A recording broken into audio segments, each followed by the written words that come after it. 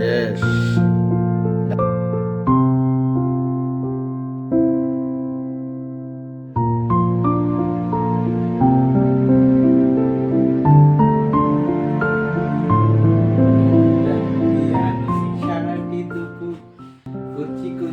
Hello everyone, আমার নতুন একটি ব্লগে সকলকে অনেক স্বাগত। সবাই কেমন আছো? আশা করছি যে সবাই খুব ভালো আছে, আর আমরাও বেশ ভালো আছি। তো সকাল সকাল সবাই দেখতে চলে এসেছে।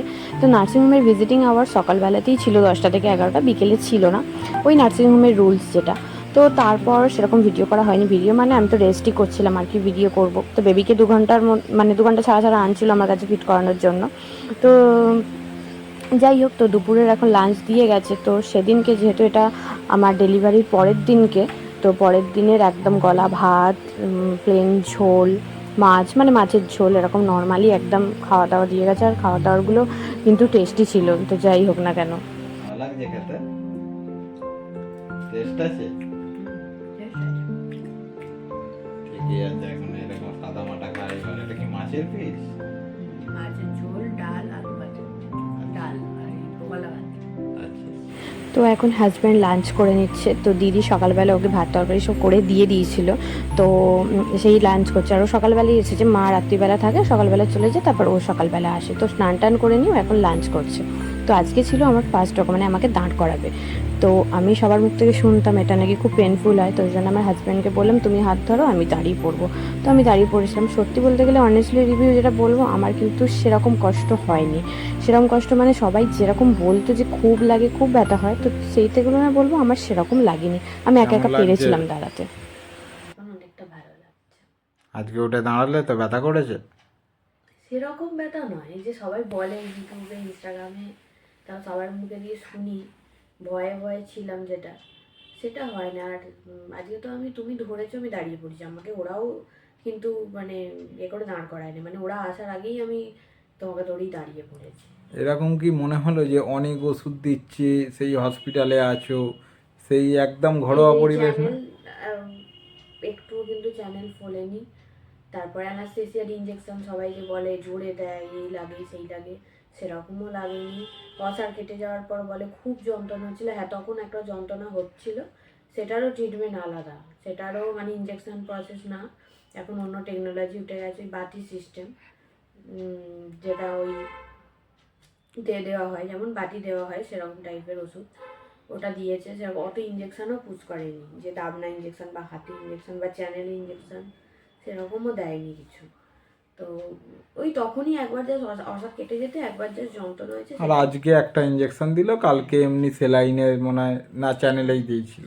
চ্যানেলে ওই অ্যান্টিবায়োটিক, ওটা হ্যাঁ। ইঞ্জেকশন, মানে ওটা একটা লিকুইড টাইপের, যেটা অ্যান্টিবায়োটিক দিয়েছে। আচ্ছা। ইঞ্জেকশন সেরকমও দেয়নি। বলছি তো ওই অসার কেটে যাওয়ার পরও যে খুব ছটপটানি যন্ত্রণা, সেটা নয়, যন্ত্রণা হচ্ছিল, ওটা দেওয়ার পরে ঠিক হয়ে গেছি। তারপর থেকে যন্ত্রণাটা হয়নি, এমনি ব্যথা আছে। আগে যেমন কালকে যেমন পাশ ফেরালো, আজকে সকালবেলা উঠে বসিয়েছে, তারপর দুপুরবেলা দাঁড়িয়েছি আমি। এখন আমি হাঁটাচলা করে একাই বাথরুমে যাচ্ছি, আসছি, সবই করছি।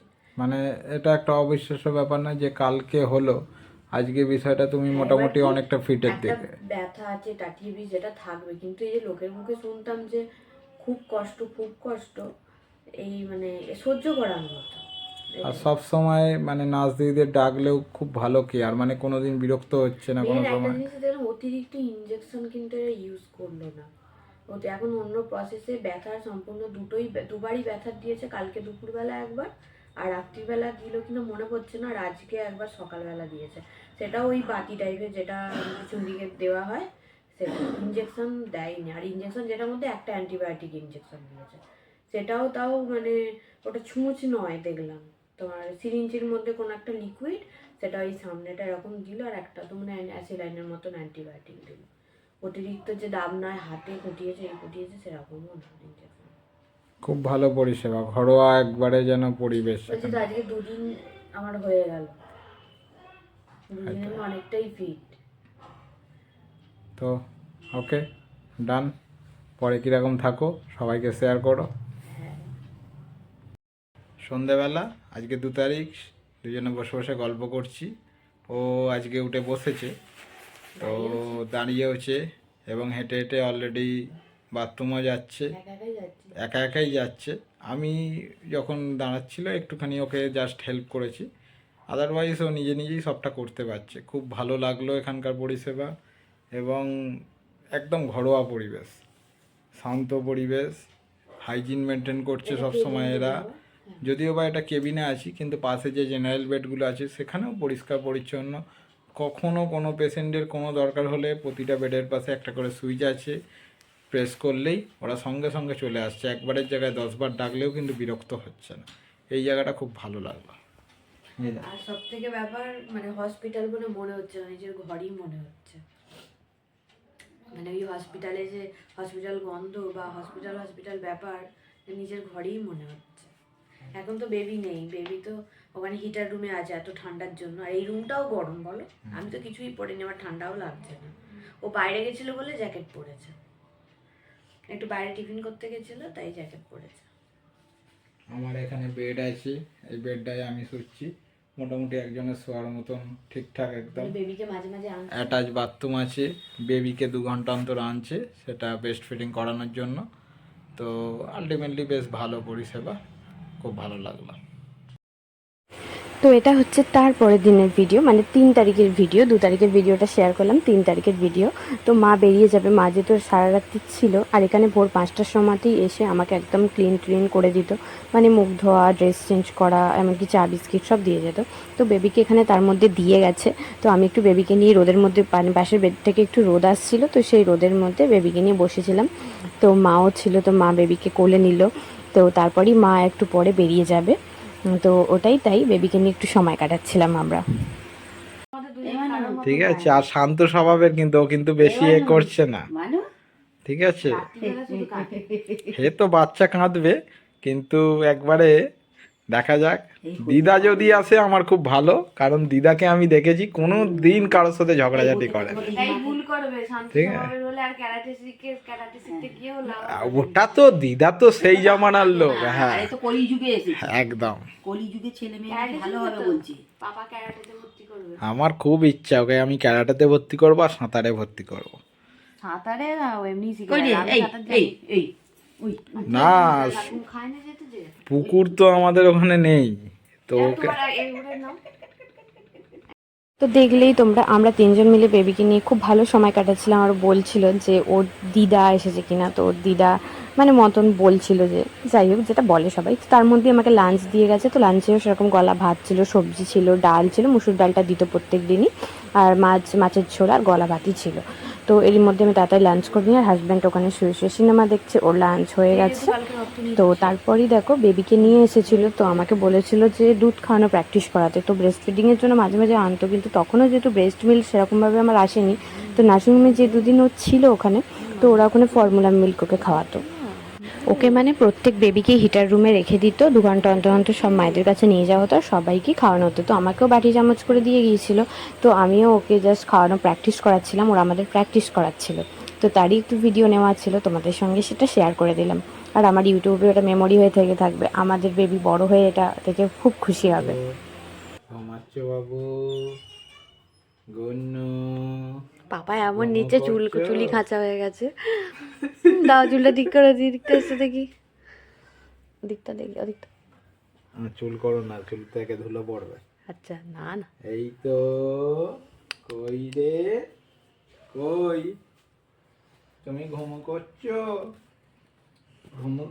তুমি আমার কোলে কোলে ঘুরবে, তুমি কি ছবি তুলবে, পাপা কি পড়ি, পাপা কি পড়ি, তাই তো, পাপা কি পড়ি। এদিকটা এসে দেখি, মুখটা সামনে থেকে নি।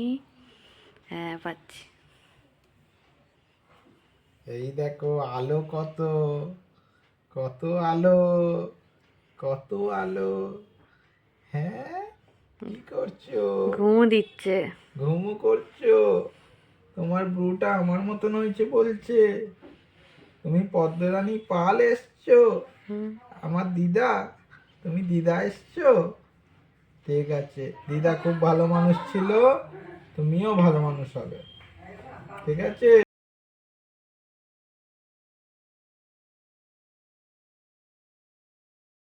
টুংটাং পিয়ানোয় সারাটি দুপুর, কচি কচি দুটি হাত তুলবে যে সুর। মাথা নেড়ে বুড়ো বুড়ি শুনবে যে গান, ফিক ফিক লাফাবে যে পেটে হনুমান, টুংটাং পিয়ানোয় সারাটি দুপুর, দেখি চোখটা কেমন কাগি আছে। কচি দুটি হাত তুলবে যে সুর, মাথা নেড়ে বুড়ো বুড়ি শুনবে যে গান, ফিক ফিক লাফাবে যে পেটে হনুমান, টুংটাং পিয়ানোয় কোলে বাওয়ালে। বাবা শিখে গেছে কোলে নিতে, বাবা সব শিখে যাবে। এক হাতেও আমি কোলে নিতে পারবো। তারপর তো ওকে যখন আমার কাছে নিয়ে আসতো, ওর বাবা ওর সঙ্গে খুব ভালো ভালো সময় কাটাতো, যেগুলো শর্টসের মাধ্যমে তোমাদের সঙ্গে শেয়ার করেছিলাম।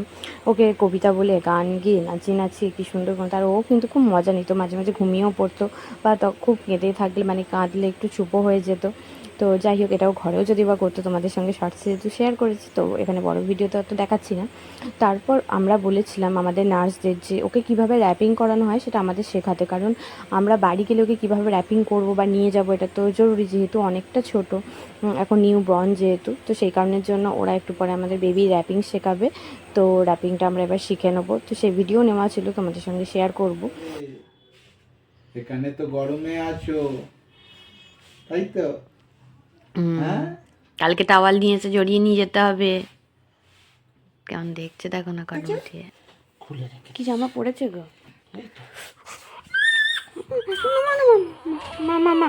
না না না, এটা তো এরকম ভাবে ধরো, এরকম ভাবে নিলে এরকম হাতটাকে ধরবে, আচ্ছা বাবা বাবা মা এরকম আচ্ছা, হাতটাকে ধরবে। আচ্ছা ঠিক আছে, দেখলে এটা মুড়ে দিলেই চুপ করে গেল, মাঝখানটা ধরলো। মাঝখানটা ধরলো। আচ্ছা এটা সরিয়ে দিল, মাঝখানটা আচ্ছা, ধরে পাটা মোড়ার কোনো ব্যাপার নেই, তাই তো? পা খোলাই থাকবে। আমি এইটাকেও দেখাচ্ছি, দাঁড়া। এ দেখো, দেখো তুমি, এ দেখো এইটাকে এরকম মুড়ে দেবে, হ্যাঁ ওটাকে এটাকে এরকম এরকম মুড়ে দিল, হ্যাঁ, এইটাকে মানে নিচের কোণ ধরলো না, এরকম ডাইরেক্ট তুলে দিল। এটা নিয়ে ওটা পেছন দিকে জড়িয়ে দিলেই হয়ে যায়। ওর এত অভ্যাস হয়ে গেছে, খুলে ও দিতেই চুপ কাঁদছে, করে গেল, চুপ কি করে সুন্দর। গেল, এটা ওটা অভ্যাস হয়ে গেছে। ঠান্ডা বলে ঠান্ডা পাচ্ছে। আচ্ছা। তো তো যাই হোক, ব্লগটা তোমাদের কেমন লাগলো অবশ্যই কিন্তু কমেন্ট করে বলো, আর লাইক করে দাও। যারা যারা এখনও অবধি আমার চ্যানেলটি সাবস্ক্রাইব করোনি তারা অবশ্যই চ্যানেলটি সাবস্ক্রাইব করে দাও। তো চলো আবার নেক্সট আমি আমার বেবির ওয়েলকাম ভিডিও, ওয়েলকাম নয় মানে তার পরের দিন আমরা বেরোচ্ছি, ওয়েলকামই বলতে পারো, সেই ভিডিও মানে সেই ব্লগ তোমাদের সঙ্গে শেয়ার করব। তো চলো, tata, bye bye, love you all.